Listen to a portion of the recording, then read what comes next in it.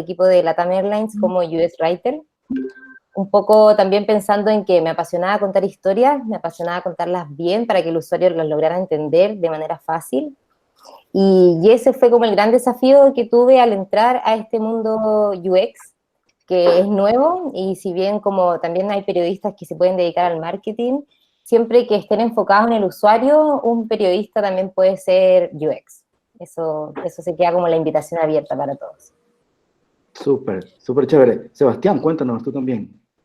Bueno, primero que todo, gracias por la invitación. Nancy y yo estamos súper contentos de esta oportunidad de poder presentar el trabajo que hemos hecho por un periodo bastante largo y que ha dado como muy buenos resultados, lo que nos tiene súper felices, y la oportunidad de compartir esto nos hace sentir súper contentos. Bueno, yo soy de formación diseñador gráfico, estudié en la Universidad de Chile y bueno, la vida como da muchas vueltas, me empecé a involucrar en el mundo de la innovación y empecé a trabajar en startups y un poco sin darme cuenta me fui convirtiendo en UX. No tenía nombre en ese momento, era simplemente como el diseñador en el equipo de programadores.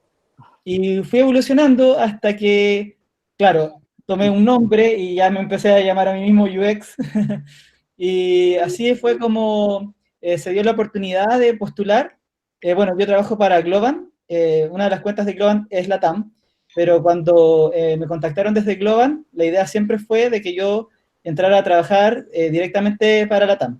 Así que se dio la oportunidad, me fue bien en la entrevista, así que quedé y bueno, súper contento. Súper, súper chévere. Bueno, chicos, entonces, con esta introducción, otra vez reitero la bienvenida a todos los que están sumándose. Ya tienen una audiencia de 84 personas hambrientas por sus conocimientos, por compartir todo lo que tienen que contarnos. El micrófono y la cámara es de ustedes. Súper. Muchas gracias. Bueno, bienvenidos todos. Esto es más o menos lo que hoy día les vamos a contar. Vamos a contarles de este centro de ayuda de LATAM Airlines, cómo fue todo nuestro proceso de UX Research para investigar, para ampliar nuestro conocimiento.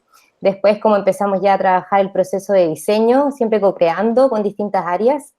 Y después, lo más importante es cómo el UX siempre se tiene que adaptar. Tenemos que ser flexibles. Llegó la contingencia, llegó el coronavirus en febrero, cuando ya lo empezamos a notar más. Y tuvimos que ser flexibles y seguir buscando este nuevo desafío. Entonces, pueden hacer sus preguntas, van a ir dejando un Slido, de todas formas pueden ir comentando, y eso lo vamos a ir viendo al final, ¿ya? Bueno, cuando nosotros recibimos este desafío, era este centro de ayuda que pueden ver en pantalla. Nuestra primera impresión fue, oh, qué vintage, como muy antiguo, muy noventero. Así a simple vista detectamos un problema de jerarquía, no veíamos un storytelling que se veía en el sitio, y además era un sitio bastante olvidado a nivel de la compañía. Y ahora lo querían empezar como a repuntar para que tomara mayor importancia, que es la que debe tener un centro de ayuda. Y junto con eso teníamos el desafío de mover hartas métricas, teníamos que aumentar la penetración, se relacionaba directamente con el contact center, entonces también teníamos que bajar las llamadas para que la gente pudiera atenderse digitalmente, y junto con eso mejorar la satisfacción. En ese minuto estábamos en un 2,8 de un total de 5. Y además nosotros teníamos que ser capaces de evangelizar esta visión UX, porque si bien para nosotros las necesidades de los usuarios es lo más importante, como UX tenemos que converger distintas visiones y necesidades, porque también hay necesidades del negocio y también hay necesidades de los agentes de aeropuerto, de oficina y de toda la compañía a nivel general, que nosotros le decimos nuestros stakeholders. Y hoy les venimos a contar que sí se puede, para los que estén tomando un nuevo producto y se sientan un poco presionados, queremos que tengan la tranquilidad, que hay metodologías para llegar a un buen resultado, y eso es lo que les queremos contar hoy día, cuál fue nuestro camino, y cómo justamente aplicar todas estas metodologías finalmente hicieron que nosotros tuviéramos una comunicación efectiva para contingencias como el COVID-19 que estamos viviendo aún en estos momentos. Bueno, y para comenzar vamos a hablar de nuestro proceso de investigación. Bueno, este esquema, ¿no es cierto?, si lo han visto por ahí, es el clásico modelo como del Design Thinking, donde nosotros tenemos una primera fase de exploración del problema, donde tenemos una parte donde divergimos, exploramos, luego volvemos a converger, y de ahí nosotros seguimos a una parte que es la exploración de la solución, que volvemos como a esta etapa de divergencia, disculpen, donde exploramos distintas alternativas para finalmente llegar a una etapa de convergencia hacia la solución. Y nuestra etapa de research comienza aquí, en la parte de exploración del problema. La exploración del problema tiene 4 fases. La primera es la de análisis del contexto, que básicamente nos permite entender un poco la industria en la que se desenvuelve nuestro producto. La siguiente etapa es la de investigación cualitativa, que es donde nosotros empezamos a entender los problemas del usuario, pero a nivel como de información, de lectura, de comentarios, como de distintos insights que vamos hallando. Luego de eso viene una fase de análisis quali, que cuando ya tenemos más o menos claro cuál es el panorama de los problemas que tiene el usuario, empezamos ya a bajarlo a una observación más detenida de ciertos detalles que nosotros advertimos. Finalmente, concluimos en una etapa cuantitativa, que es toda esta información que nosotros recabamos, convertirla en datos. Por ejemplo, cuántos porcentajes de usuarios leen artículos en el centro de ayuda, por ejemplo. Bueno, comenzamos nosotros con la etapa de análisis de contexto, la cual constó de un desk research, donde hicimos una lectura de bibliografía digital. Bueno, en esta pantalla nosotros compartimos lo que encontramos en un artículo en particular, donde hablaban como de los 8 principios que debía tener un centro de ayuda, y nos pareció muy relevante. De hecho, nosotros tomamos esto como una base para plantearnos el futuro de este producto, donde, por ejemplo, daban tips como que tiene que ser fácil de encontrar a nivel de navegación dentro de un sitio, que tiene que ser cercano, o sea, la comunicación tiene que ser muy empática con el usuario, transparente, que significa que debe comunicar, por ejemplo, los tiempos de atención, comprensivo, que tiene que ver también con ponerse en el lugar de las personas que llegan ahí, y así un montón de otros elementos que permiten construir un centro de ayuda que sea la mejor solución en cuanto a cómo asistir a nuestros usuarios. Otra herramienta que nosotros usamos fue un benchmark. El benchmark nos permite hacer un análisis de la industria de la forma más objetiva posible, porque muchas veces uno dice, oh, este sitio me gusta, este no, pero uno tiene que tratar de bajar eso y tratar de analizarlo de una forma más concreta. Para este benchmark, nosotros analizamos 20 empresas bajo 8 criterios. Estos criterios nosotros los medimos de una nota del 1 al 3, donde 1 era que ese criterio no se cumplía, y 3 era que se cumplía muy bien. Y así nosotros, cada criterio que usamos, tratamos de analizarlo de la forma más objetiva, y a partir de esta herramienta empezamos a notar ciertos patrones que se repetían dentro de esta industria de los centros de ayuda. Bueno, una vez que nosotros terminamos esta fase de entendimiento un poco de la industria, entender como cuáles son los patrones que se repetían, tocaba entender como al usuario, entender sus necesidades.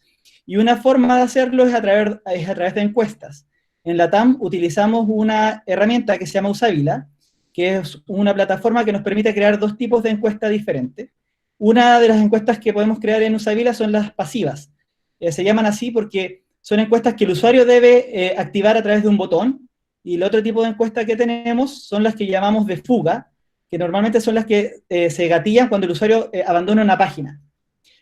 Bueno, nosotros en la primera instancia usamos una encuesta pasiva, que básicamente la encuesta pasiva es la que nosotros usamos también para medir satisfacción, y tenemos preguntas más de tipo abierta, que es, por ejemplo, déjanos tus comentarios. Y a partir de esos comentarios que los usuarios nos dejaban, nosotros leímos cerca de 900, y empezábamos a notar ciertos patrones en los comentarios que nosotros fuimos como ordenando en una tabla para ver cuáles eran los comentarios más habituales, y nos dimos cuenta a partir de esta lectura de que empezaba a emerger un problema de arquitectura de la información dentro del centro de ayuda, porque había muchos temas que no estaban encontrando. Bueno, una cosa que habitualmente pasa en nuestra disciplina, que nosotros somos muy buenos para trabajar detrás de nuestro computador, pero nosotros trabajamos con usuarios, con personas, y es vital que nos relacionemos en el mundo real. Y es por eso que dentro de nuestra fase de investigación cualitativa hicimos una observación en el aeropuerto. O sea, nosotros fuimos al aeropuerto, estuvimos en 3 lugares distintos, estuvimos en la tienda de la TAM, que se encuentra en el aeropuerto de Santiago, en el counter y en la zona de embarque. Bueno, para hacer una observación no es cosa de llegar, ir y observar. Siempre es importante tener súper claro cuál es el objetivo que nosotros queremos lograr con esta actividad.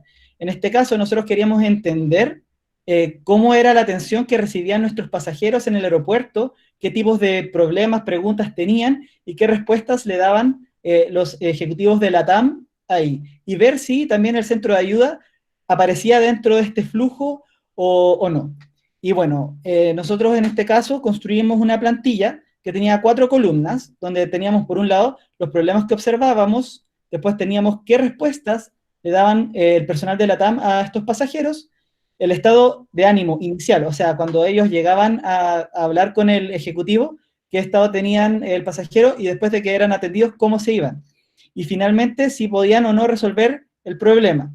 Con esto nosotros nos permitía, ¿no es cierto?, entender como qué patrón de problemas se repetían en el aeropuerto y efectivamente identificar si el centro de ayuda entraba dentro de este flujo o no. También, como parte de esta investigación cualitativa, realizamos 2 focus group y una serie de entrevistas. Bueno, en el focus group nosotros estuvimos con ejecutivos de tiendas de LATAM y también con ejecutivos de contact center. Y bueno, las entrevistas nosotros las realizamos principalmente con usuarios nuestros que estaban en el aeropuerto y también en tiendas de LATAM. Bueno, tanto para el focus como para las entrevistas, igual que cuando fuimos a hacer la observación, es súper importante tener claro qué queremos lograr con esto. Entonces, por ejemplo, en el caso del focus group, queríamos entender cómo era que el centro de ayuda ayudaba o no a nuestros ejecutivos en la atención al cliente. Y por otro lado, en las entrevistas queríamos entender cómo era que se relacionaban nuestros usuarios con el centro de ayuda. Entonces, es súper importante que cuando realicen o un focus o entrevistas, tener muy claros cuáles son los objetivos que ustedes quieren alcanzar con esto. Otra cosa que tienen que considerar es ser siempre transparentes. ¿Y a qué nos referimos con esto? Es que siempre tienen que ser súper claros en cuanto a qué es lo que se va a hacer en la entrevista o en el focus group. Por ejemplo, si va a ser grabada, si va a ser publicada en algún lugar, cosa de generar confianza por parte de las personas que están siendo entrevistadas. Y bueno, y antes que todo, hay que crear un script. ¿Qué significa esto? Tener una pauta escrita, donde, por ejemplo, nosotros nos presentamos, hablamos de la actividad, las preguntas, todo tiene que estar escrito con anterioridad. Y finalmente, en el caso del focus group, contar con un moderador, que es la persona que va a tomar apuntes, porque nosotros vamos a estar haciendo escucha activa y una persona va a estar tomando los apuntes sobre lo que es, las respuestas que se dan y otro tipo de observaciones. Y en el caso de la entrevista también hay una persona que es la que está entrevistando y otra que es la que está tomando apuntes, observando, por ejemplo, los gestos, que muchas veces la comunicación no verbal la ignoramos mucho, pero dice demasiado. Así que siempre observar esos pequeños detalles nos da mucho valor, muchos insights valiosos para el diseño. Una vez que terminamos esta etapa como de exploración grande del problema, ya empezamos a analizar porque teníamos las primeras hipótesis.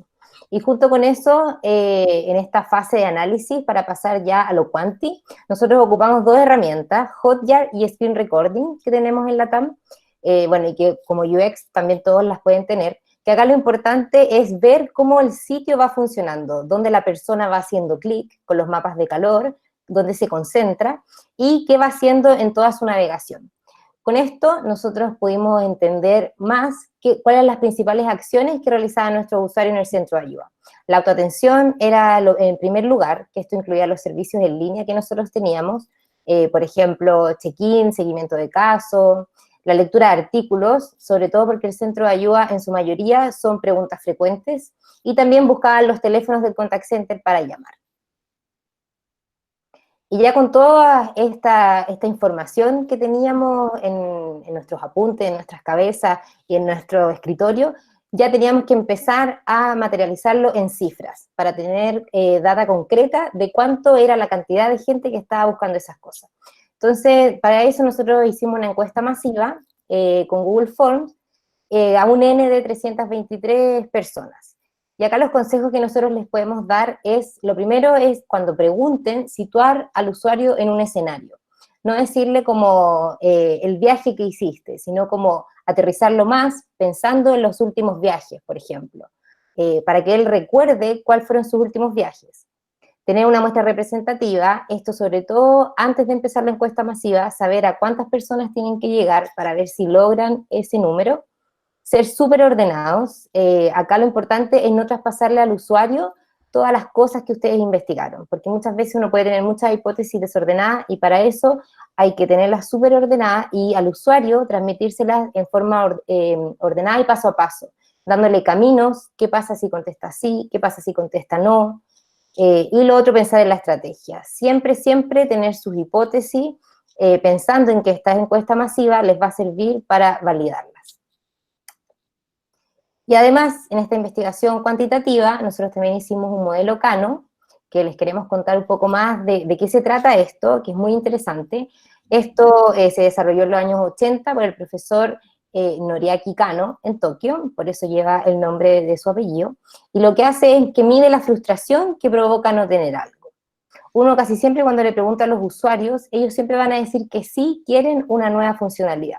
Y también nos pasa a nosotros en el día a día. Por ejemplo, si a ustedes les preguntaran, ¿qué quieren? ¿Pollo con papas fritas? Probablemente dirían que sí. Y si les preguntan, ¿quieren ñoquis con salsa pesto? También probablemente dirían que sí. Entonces acá lo importante es que al presentar una característica, preguntarle al usuario cómo se sentiría si tuviera esa opción y también cómo se sentiría si no la tuviera presente. Así nosotros lo medimos en una escala de 5 respuestas, de si le gustaría, me lo esperaría, me sería indiferente, lo toleraría y me disgustaría. Con esto somos capaces de medir la frustración y de verdad saber qué es lo que más necesita el usuario. Entonces así nosotros probamos 3 nuevas features que estábamos viendo para este centro de ayuda y como pueden notar, la barra verde, las 3 eran muy queridas por los usuarios, eran muy valoradas. Entonces eso nos daba una buena idea de qué es lo que teníamos que avanzar más rápido en el roadmap. Pero al preguntarles por la misma característica cuánta frustración no tolerarían, vemos que en primer lugar están los tiempos de respuesta. Entonces, por eso, esa es nuestra gran feature que teníamos que avanzar en este nuevo proceso. Y así, al terminar nuestra investigación cuantitativa, después de durante todo el desarrollo del proceso Quali y de la investigación a la industria, ya pudimos tener cifras concretas sobre qué era lo que más buscaban los usuarios, cuántos necesitaban resolver un problema al entrar al centro de ayuda, cuántos de ellos no lograban resolver sus objetivos, cuántos llegaban a reclamar al centro de ayuda, cuántos preferían hablar por teléfono y cuántos no, preferían quizás hablar con un chat, con una persona. This car is automatic. It's systematic. Si pueden silenciar. Gracias. Entonces, aquí, como pueden ver, como les mostramos al principio, en esta como línea de tiempo que significaba nuestra investigación, ya pudimos avanzar a esta etapa de ideación. Bueno, ahora vamos a hablar del proceso de diseño.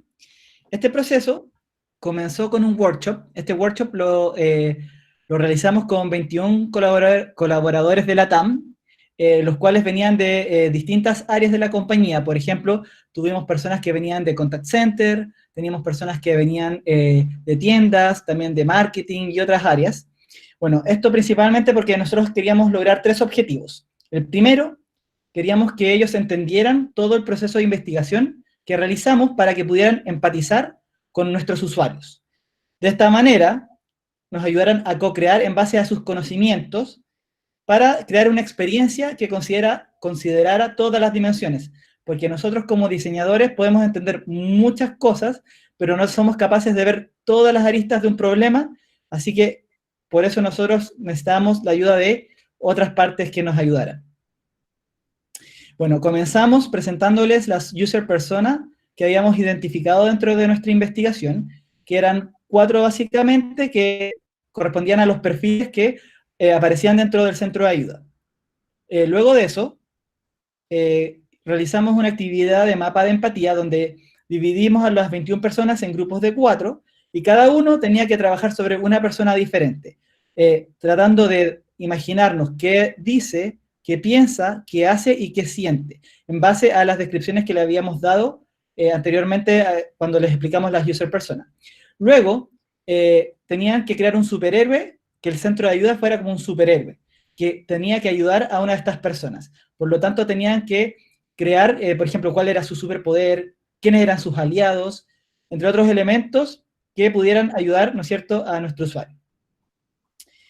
A partir de esto, nosotros creamos diferentes storytellings. Cada equipo creó su propio storytelling a partir de los superhéroes que ellos habían definido para este super centro de ayuda.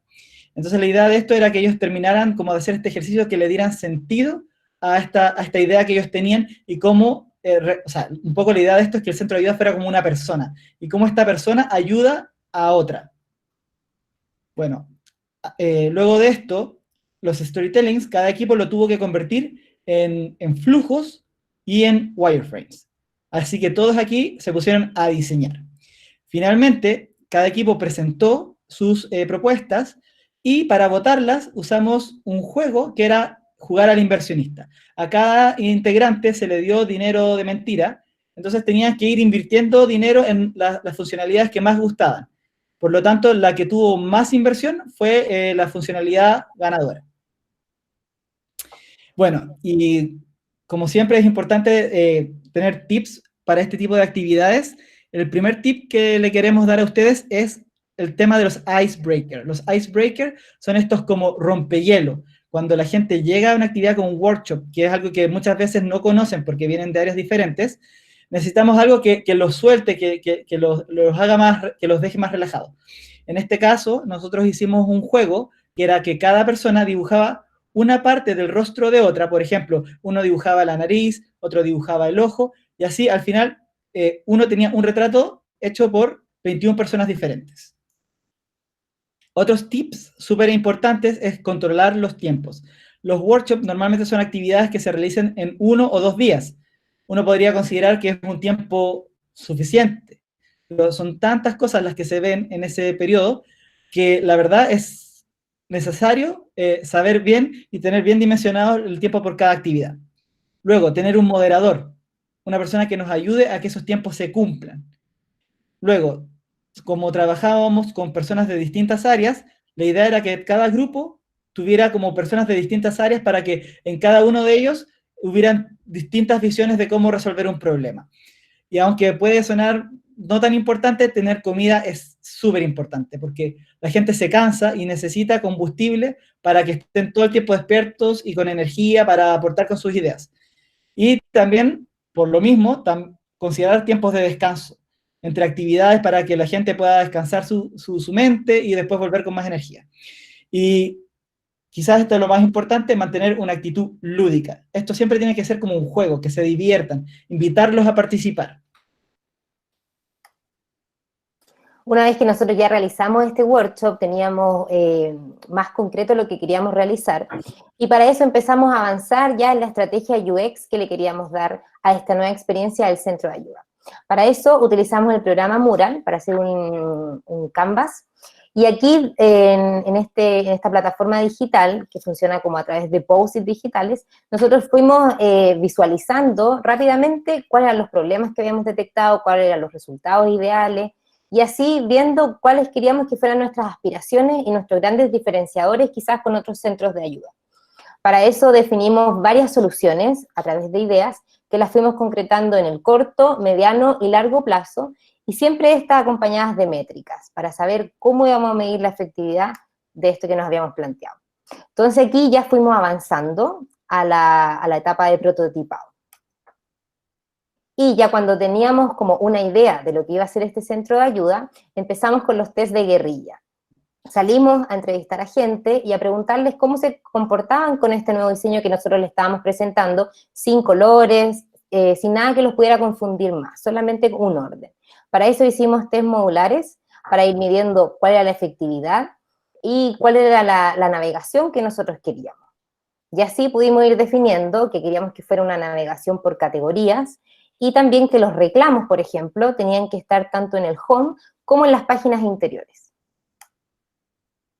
Y para avanzar con esta navegación por categorías, nosotros trabajamos con la herramienta Tree Testing, con Optimal Sort, para diseñar un orden de las categorías que veíamos que a los usuarios les podrían servir. Para esto, en este pre-testing, que es de forma remota, les preguntábamos distintos escenarios y cómo en esos distintos escenarios ellos podían resolver sus dudas, a cuál categoría entrarían para tener una respuesta. Y con esto nosotros validamos que el 100% de los usuarios encontró una respuesta en estas categorías que estaba correcta, por lo tanto, nuestra arquitectura estaba funcionando. Bueno, y aquí llegamos a la parte que personalmente más me gusta, que es la de diseñar. Y bueno, como en toda etapa de diseño, nosotros empezamos a trabajar, ya que teníamos definido toda esta estructura, como comentaba Nancy antes, ahora, ¿cómo nosotros le vamos a dar el look and feel? Y ahí trabajamos varias alternativas diferentes, las que fuimos validando, con una herramienta que se llama Fengui, la cual usa inteligencia artificial para detectar cómo es el comportamiento de los humanos. Entonces íbamos viendo cuál era la propuesta de diseño que mejor cumplía su función como de escaneo visual.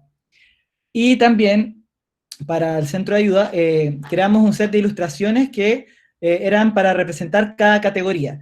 El foco de estas ilustraciones estaban enmarcadas dentro de uno de nuestros pilares estratégicos, que nosotros queríamos que el centro de ayuda fuera amable. Y bueno, también nosotros... ¿Sí? Preguntan cómo se llama la herramienta. Feng Gui. Lo voy a escribir por mensaje, porque no es tan... sí, ahí lo escribí. Ya le escribieron. Pauli. Gracias, Pauli. Ya. Bueno, y nosotros también diseñamos los componentes para que fueran escalables. ¿Qué significa eso? Por ejemplo, nosotros nos imaginábamos que las categorías, por ejemplo, deberían tener comportamientos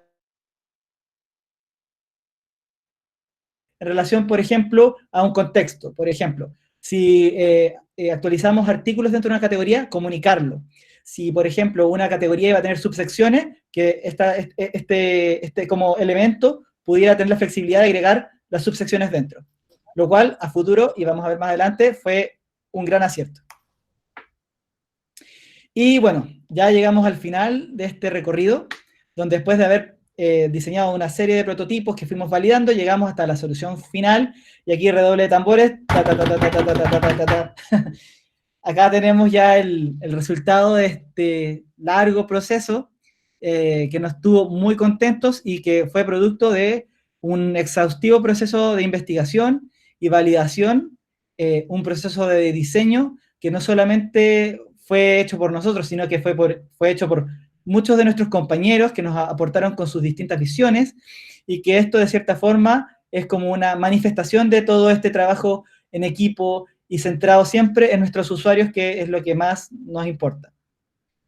Sí. Y bueno. Y acá estábamos ya muy contentos porque creíamos que este desafío ya lo teníamos listo y que ahora solamente nos tocaba monitorearlo y hacer mejora continua para ir entregando nuevas features que nosotros habíamos planteado en nuestro roadmap.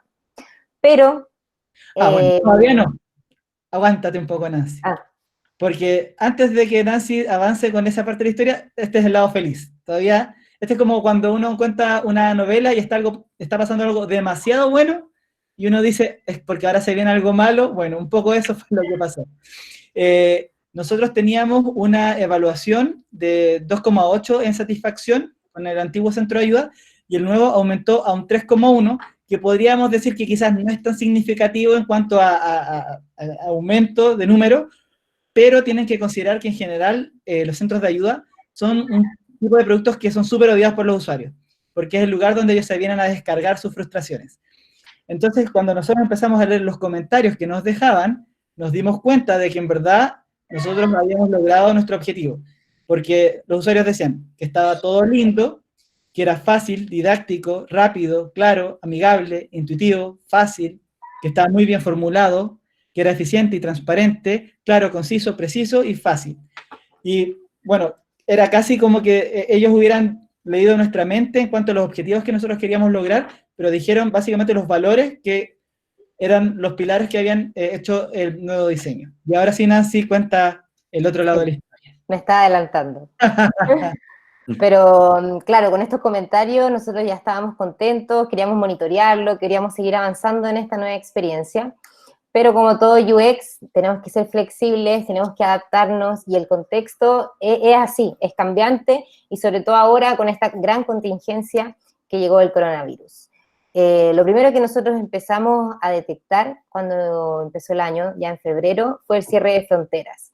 Dado el contexto mundial que se estaba viviendo con el COVID-19, varios países empezaron a cerrar de manera total o parcial, y eso nos afectaba directamente a nosotros como industria, sobre todo viendo que había muchas personas que habían comprado pasajes. Entonces ahí, como UX, que nos teníamos que adaptar a esta nueva realidad, empezamos, como siempre, a leer estos comentarios de Usabila para ver qué estaban diciendo, y lo principal que detectábamos era un nivel de incertidumbre. Querían saber cómo cambiar la fecha de sus pasajes, querían saber si su vuelo estaba cancelado, cuáles eran las condiciones que teníamos para reprogramar, cuál era la política de cambios, y eso, en paralelo, que nosotros como compañía LATAM Airlines también estábamos anunciando nuevas medidas de flexibilidad que les permitieran a ellos facilitar la decisión de viaje. Pero, como veíamos en los comentarios, las principales dudas llegaban por cambio de pasaje, por información general y por cancelaciones de vuelos. Entonces, nuestra responsabilidad como UX era comunicarlo de una manera clara y visible. Y sobre todo nosotros, que teníamos un producto que era el que era capaz de entregarles ayuda. Entonces empezamos a hacer nuestras acciones de apoyo en estos momentos, y lo primero que hicimos fue la creación de un banner en el home del centro de ayuda, donde redireccionábamos el tráfico a la página principal informativa del coronavirus, donde ahí ellos podían ir viendo cuáles eran las fronteras que estaban cerradas, cuál era nuestra política de cambio, cuál era nuestra política de devoluciones, etcétera. Y junto con eso, a nuestras categorías, sumamos una nueva, especialmente dedicada al coronavirus, donde teníamos preguntas frecuentes informándoles todas estas dudas que ellos estaban teniendo en este nuevo mundo de incertidumbre. Y como pueden ver, esta categoría es justamente lo que nosotros antes, cuando estábamos diseñando el sitio, habíamos pensado para hacerlo escalable. Entonces nos sirvió mucho porque ya teníamos la metodología, por lo tanto fue fácil hacer el diseño y sacarlo junto con nuestros desarrolladores a producción. Al entrar a esta categoría, incluimos todas estas preguntas frecuentes que constantemente las estamos actualizando, viendo los comentarios y también en paralelo con las acciones que está tomando el negocio, y pusimos un módulo al lado de autoatención para derivar tráfico de manera más rápida a los servicios que están involucrados. En primer lugar, derivamos tráfico a reprogramación, cuando la persona tiene un vuelo y está afectado por el cierre de fronteras o algo relacionado con el COVID-19, entonces puede cambiar la fecha, puede reprogramarlo. Y la otra opción es cuando no está afectado, pero la persona igual se siente insegura de viajar. Por lo tanto, también los derivamos rápido a nuestro servicio de cambio de pasaje. Y lo más importante para nosotros es que, si bien el centro de ayuda comenzó como una página del sitio LATAM Airlines, ahora también con esta contingencia y con toda esta metodología que nosotros hicimos para sacar esta nueva experiencia del centro de ayuda, también podemos ver que la ayuda traspasa fronteras y también se va al home. Esto tanto para los países de habla hispana que tenemos con el sitio de LATAM, como también para Brasil. Como pueden ver ahí en la animación, es un widget que al pincharlo aparecen las 3 preguntas más frecuentes que tienen nuestros usuarios, donde les ponemos los escenarios y los derivamos rápidamente al servicio en línea que a ellos les puede servir. Entonces, ya para ir finalizando, les queremos contar cuáles fueron nuestros aprendizajes en este proceso. Y lo primero es involucrar a los distintos roles en todo el proceso, tanto a los programadores, a los jefes de proyecto, a los gerentes, a los usuarios, a los de contact center. Es muy valioso, también los comprometemos a ellos con el producto y por lo tanto facilitamos la toma de decisiones. En segundo lugar es testear, siempre testear, ya sea de forma remota o en contexto. Como les contábamos en nuestra investigación, nosotros hicimos el retesting, por ejemplo, que fue de forma remota, y también en contexto cuando estamos físicamente con las personas. Y ahora, sobre todo, que estamos con esta contingencia y estamos todos trabajando desde la casa, también no podemos dejar de testear. En tercer lugar, observar constantemente. Siempre el producto no es que uno termine su proyecto y este gran desafío y es como, listo, aquí me voy, no. hay que observarlo siempre para ir detectando mejoras, adaptarse al contexto y también ir tomando todo lo que se presenta como una gran oportunidad.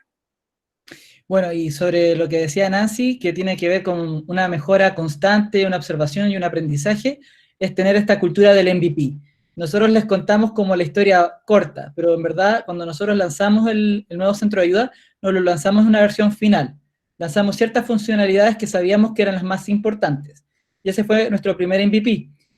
Con ese lanzamiento nosotros observamos, aprendimos, y en la segunda iteración pusimos como las mejoras incrementales que iban en pos de mejorar la experiencia. Y eso también tiene que ver con la flexibilidad, porque en base a esto de hacer como pequeños lanzamientos constantes, nos permite, por ejemplo, tener la velocidad suficiente para responder a una contingencia como la que vivimos hoy en día. Lo otro es humanizar. Nosotros trabajamos en productos digitales, pero estos productos no los usan máquinas, los usan personas. Por lo tanto, siempre hay que entender y empatizar con nuestros usuarios. Y finalmente, hay que robustecer el producto en base a 3 pilares. Estos son escuchando al cliente y entendiendo el negocio. También que el producto tiene que ser eficiente en su entrega y nosotros no tenemos que hacer un producto solo por su posición, sino que tenemos que construir en base a datos. Y finalmente, las personas que trabajan con nosotros, tenemos que involucrarlas en el proceso de diseño de experiencias y ayudar en sus habilidades blandas, sobre todo las relacionadas con entender a las demás personas y cómo a partir de las habilidades que cada uno de nosotros tiene, hacer una solución que sea lo más holística posible para ayudar a nuestros usuarios. Y bueno, eso ha sido nuestra presentación del día de hoy. Ahora tenemos un espacio para preguntas. Hola, sí. A ver, súper chévere, genial todo el recorrido, los felicito chicos, un trabajo excelentísimo, Sebastián, Nancy, y por toda la ruta que nos han explicado. Antes de empezar la sesión de preguntas, más o menos ¿cuánto fue el tiempo desde que empezaron el proyecto hasta que salieron en este primer MVP? Fueron 9 meses, literalmente fue un bebé. ¿En serio? 9 meses. Sí. Sí. Muy interesante. Sí, igual hay que pensar que nosotros como centro de ayuda, si bien uno de nuestros desafíos era mejorar la apariencia que tenía el centro de ayuda, el centro de ayuda también mueve otros servicios digitales. Entonces, claro, si bien estuvimos en este proceso de investigación, todo lo que les contamos, también en paralelo estábamos mejorando otros servicios. Entonces, puede ser mucho tiempo, pero de verdad la calidad del producto que pudimos tener y al final las metodologías bien usadas para lo que hay hoy en día, eso ayuda mucho. No, lo pregunto porque me parece súper interesante. Tal vez estuvieran con algún otro proyecto, lo he escuchado, ¿no? Con otras personas, empresarios, lo que sea. Capaz si poníamos el contexto de que, oye, ¿cuánto tiempo me tomaría hacer un centro de ayuda? Y digo, 6 meses, 7 meses, 9 meses. No, pues solo es un tema de preguntas y respuestas.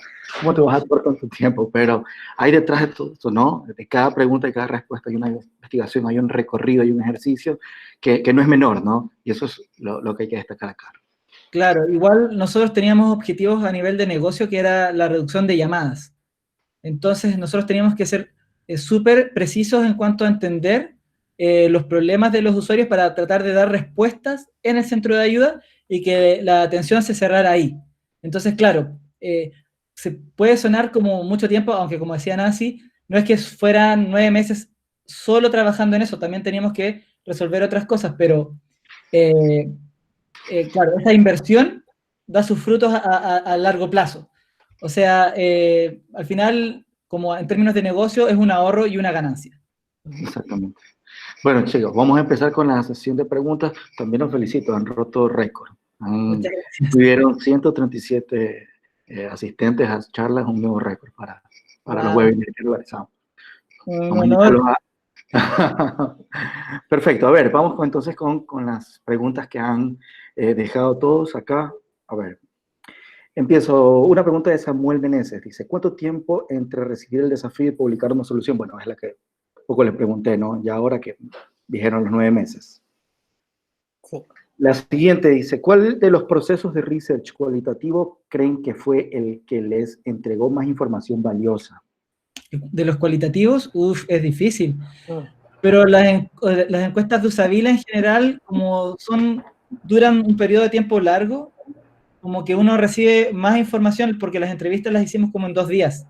Entonces, como, no sé, personalmente para mí las encuestas usables, porque son algo que uno puede consultar todos los días y hay información nueva. No sé si, Nancy, para ti es distinto. Sí. Yo creo que, claro, a nivel como de grandes comentarios que uno lee, siempre las encuestas usa Vila, pero para mí fue muy valioso la etapa quali, cuando uno de verdad puede tener contacto con la gente, sobre todo de contact center, como más allá de entender al usuario también, nosotros teníamos un doble usuario, como les contaba al principio, un triple usuario, y ahí escuchar a los chicos de contact center, escuchar a la gente que atiende en las oficinas de venta, eso yo creo que también es muy valorable porque hace entender que el producto no solamente funciona para un tipo de gente que uno podría creer, como que ahí se amplía un poco la mirada. Es verdad. Súper, súper. Bueno, Dafne, también contribuyendo con su pregunta. Pregunta, ¿cómo está organizado el equipo de diseño dentro de la organización? Y digamos que en cuál área se estructura o pertenece. UX es un área en sí misma. Independiente. Sí. Sí, trabajamos, tenemos un gran equipo UX que nos relacionamos siempre dependiendo del desafío que tenemos con distintos equipos y cada equipo está conformado por duplas UX, por ejemplo, Seba y yo, que además trabajamos con equipos de desarrolladores, un jefe de producto y además tenemos contraparte, alguien del negocio que nos va como viendo en todo este proceso. Perfecto. Súper. Siguiente pregunta que tenemos, ¿con cuál herramienta hacen analítica de comentarios de usuarios? Bueno, es súper, bueno, Usabila nos da como todos los comentarios y después pasa un proceso como súper manual, que es de leerlos y en una planilla Excel lo vamos ordenando y los vamos tipificando. No tiene ninguna ciencia mágica. Sí, siendo por eso Bien manual. manual. Es bien manual. Sí, y también lo complementamos ahora con el nuevo centro de ayuda. Nosotros también lanzamos una nueva features que es para evaluar cada artículo. Entonces, hace una semana más o menos tenemos un data studio donde que lo armamos junto con los chicos de los programadores, los desarrolladores de nuestro equipo, que podemos ser capaces de ver cuáles son los artículos más leídos de manera rápida y cuáles son las votaciones que van teniendo estos artículos. Y cuando la gente los vota en forma negativa, también nos pueden entregar feedback. Súper. Una pregunta de Jorge Barahona, dice, ¿cómo manejan los deseos del equipo UX con las definiciones comerciales o legales que casi siempre son antagónicas en otorgar una buena experiencia de usuario y por ende frustra? Yo creo que más que nada, bueno, como les comentábamos cuando trabajamos los workshops, nosotros incluimos como la mayor cantidad de áreas posibles. Entonces ellos ahí entienden un poco cuál es el proceso de nosotros y por ese lado uno como que la contraparte o la otra área entiende mejor y como que flexibiliza. Pero siempre dentro de la TAM existe el tema de como sentarnos, discutir y entender y llegar siempre a un resultado. No es como que un área simplemente diga no, siempre todo es como consensado. Siempre se discute y se llega a una solución. Y ahí está un poco el mito, como de cliente versus el UX. Y yo creo que acá lo más importante es quitarnos como ese mito que existe y evangelizar a las áreas. Muchas veces los UX cometemos el error de hablar de nuestros conocimientos y no explicarle al otro de qué es lo que estamos hablando. En cambio, cuando uno empieza a evangelizar esta cultura del usuario, la otra persona que no tiene tanto conocimiento de esto y sí tiene que empujar más el asunto del negocio, también se empieza a comprometer mucho con el lado UX. Entonces, creo que eso es lo principal, como avanzar, tener aliados y siempre estar educando a tus pares. Sí, yo quería agregar una cosita más que es súper importante. En general, nosotros nos relacionamos con otras áreas que son súper basadas como en números. Entonces, el poder de la investigación nos da eso. Nosotros tenemos números, podemos hablar con ellos como el 90% de los usuarios, y ya con esa introducción, ellos dicen, ok, te voy a escuchar. Poniendo la data sobre la mesa también, ¿no? Exacto. Sí.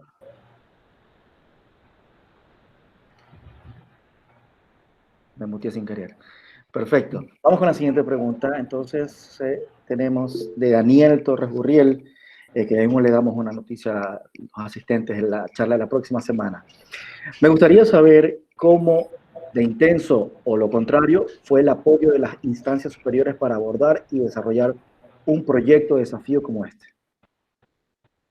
El apoyo o sea, fue total. O sea, nuestro manager, que es como el jefe de UX, nos dio siempre todo su apoyo, y en general, como era un proyecto que tenía esta característica de ayudar al usuario, en general, la recepción que tuvimos siempre fue muy positiva.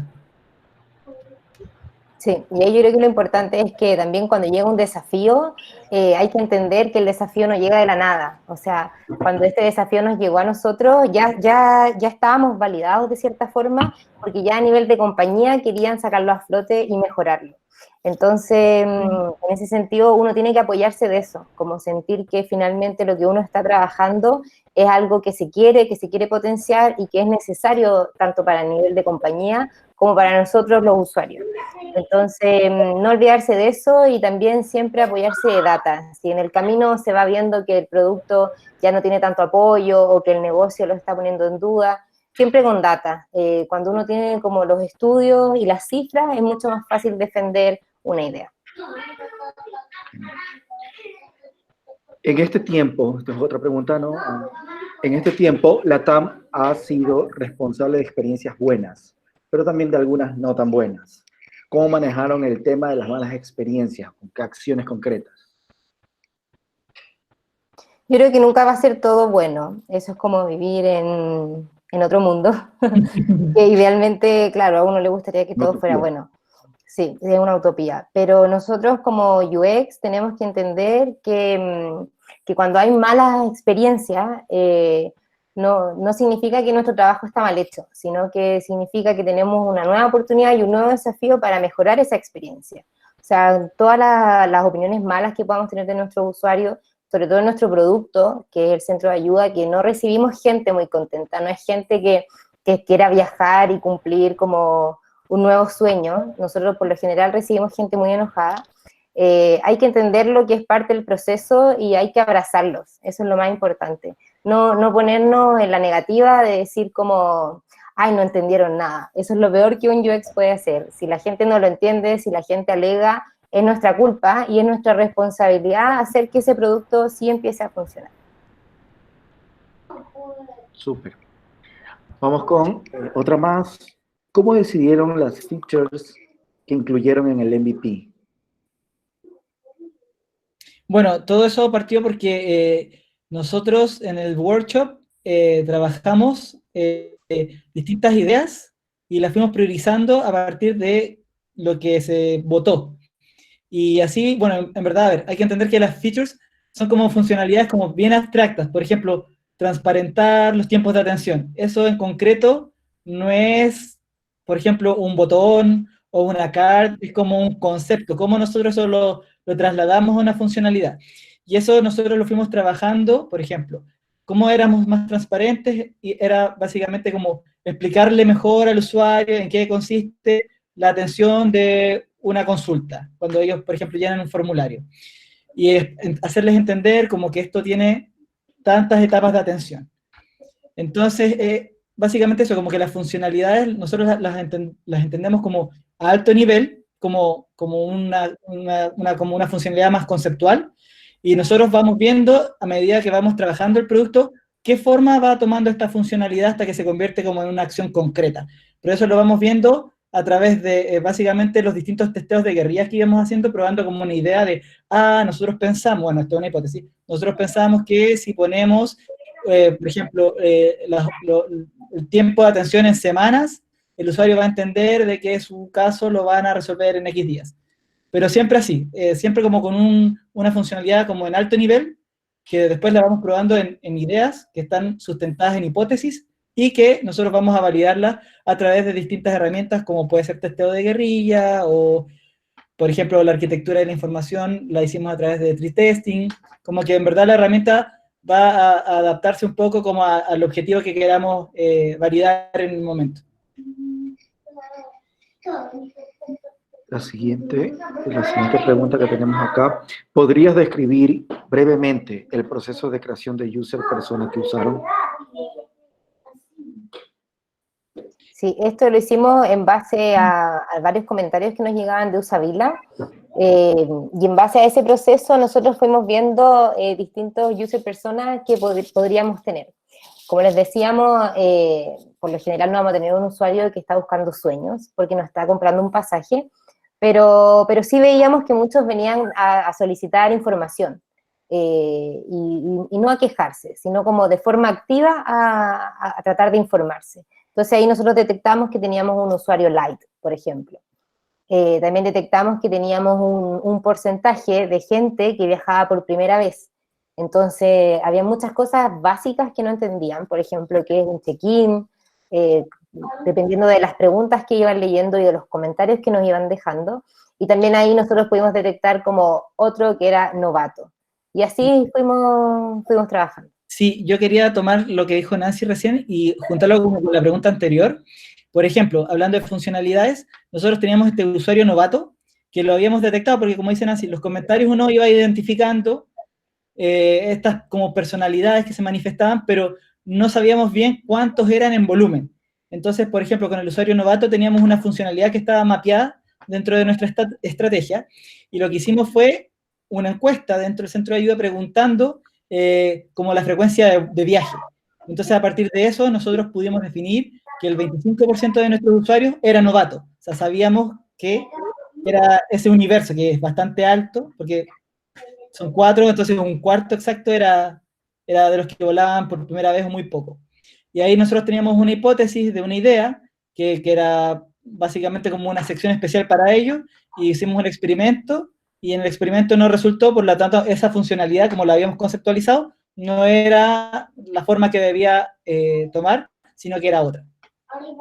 Es un ejemplo más concreto de cómo hacíamos la bajada de las funcionalidades. Genial. ¿Cuánto tiempo usaron para hacer todo el research? El research, como que fue como un mes y medio, algo así.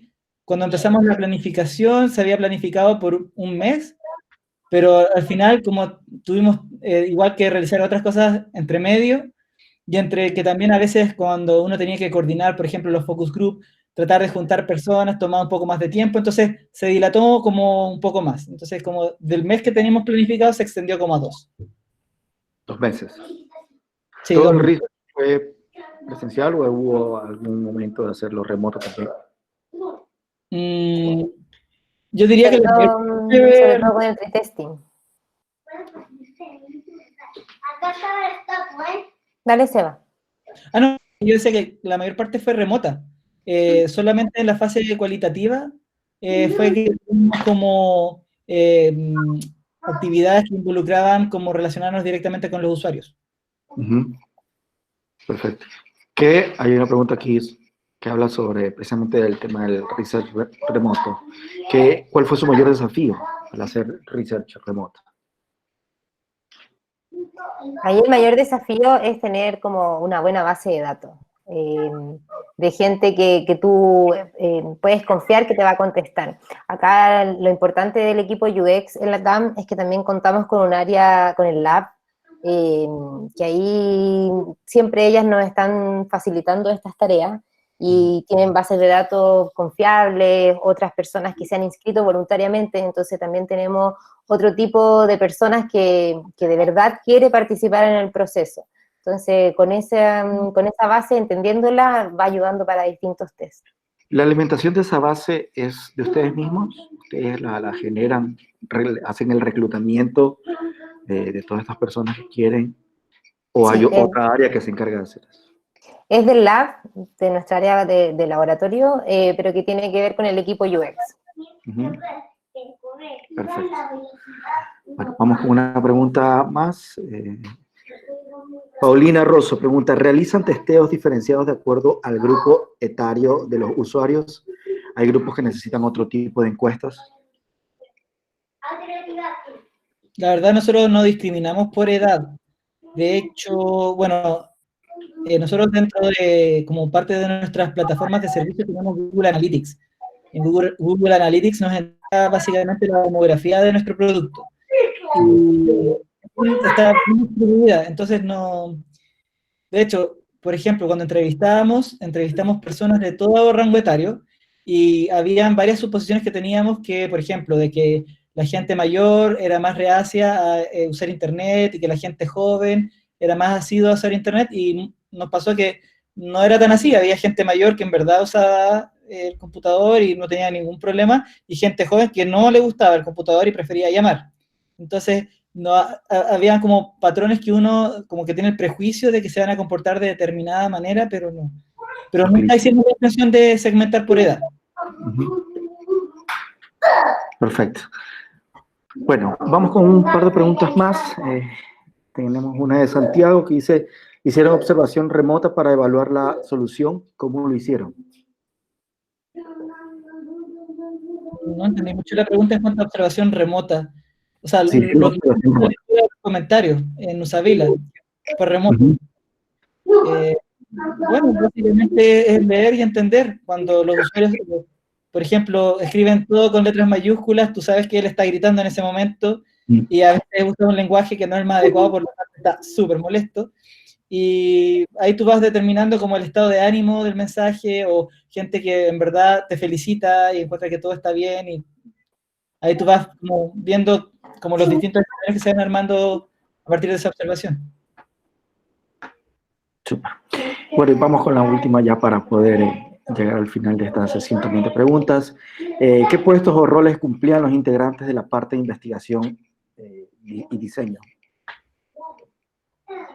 Como les decíamos, hay un equipo de UX a nivel general donde tenemos designer y tenemos writer, y en el fondo en la TAM no se hace mucho la diferencia de, yo diseño, yo escribo. Acá lo importante del UX es que es un trabajo en dupla, todo se hace junto, o sea, finalmente yo también me ponía a dibujar de repente, el SEA también escribía. Eso es como lo rico de este trabajo, que vamos aprendiendo como del otro. Y junto además con eso de ese equipo UX, como les explicaba antes, cada área que tiene un producto, que tiene un desafío, tiene su equipo de programadores, un jefe de proyecto, también trabajamos con Scrum, para que nos va facilitando como distintas opciones para ir fortaleciendo el equipo y ser más ágiles. Y finalmente también puede ser que en nuestro equipo sobre todo también se da mucho, que muchas veces los programadores tenían ideas geniales que también se ajustaban un poco a nuestro trabajo de UX y que juntos los íbamos viendo en el camino. Y viene una pregunta en los comentarios que si trabajamos con Sprint. Sí, todos los MVPs que nosotros vamos entregando con nuestro equipo se van trabajando por Sprint. Perfecto. Vi una última pregunta que me llamó la atención y quería aprovechar y meterla acá. Lógicamente hubo un impacto a nivel de usuarios, sobre todo ahora con todo el escenario que estamos viviendo. Pero a nivel de negocio, ¿no es cierto? ¿Qué impacto ocasionó este cambio del centro de ayuda? O sea, el sitio, desde que nosotros tomamos el desafío hasta como es ahora, hoy sí es un actor importante dentro de la contingencia que estamos viviendo. Es uno de los productos donde la gente sigue llegando con dudas. Como les mostramos antes, tenemos mucha gente que pregunta por cambios, por devoluciones. Entonces pasó a ser un actor principal.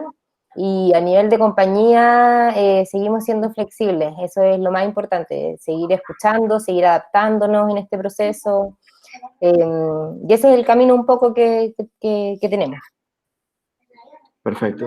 Bueno, Sebastián y Nancy, una vez más, muy, muy agradecidos con ustedes por la participación, por la apertura que nos han dado y todo el proceso que nos han contado. Súper interesante, los felicitarlos, ¿no? El trabajo ha sido excelente, se nota la calidad de todo el proceso, sobre todo de investigación que han realizado, ¿no? A todos también agradecerles,